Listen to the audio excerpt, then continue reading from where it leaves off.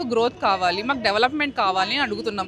So 5 years 10 years మాకు promotion కావాలి with financial benefits అని అడుగుతున్నాం.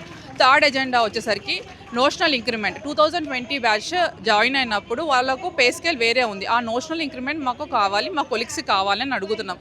ఫోర్త్ వచ్చేసరికి ట్రైబల్ అలయన్సెస్ అడుగుతున్నాం.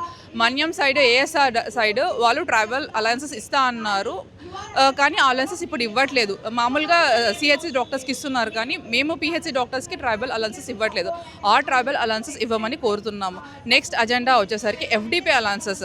చంద్రన్న సంచార చికిత్స అనే ప్రోగ్రామ్ ఉంది. ఆ ప్రోగ్రాంలో ప్రతి ఒక్క మెడికల్ ఆఫీసర్ పిహెచ్సి తరపున మండలంలో మారుమూల ప్రాంతాలకు వెళ్ళి ఫీల్డ్ సర్వీసెస్ ప్రజలకు ఇస్తున్నాము, టెస్టులు చేస్తున్నాము, మానిటర్ చేస్తున్నాము.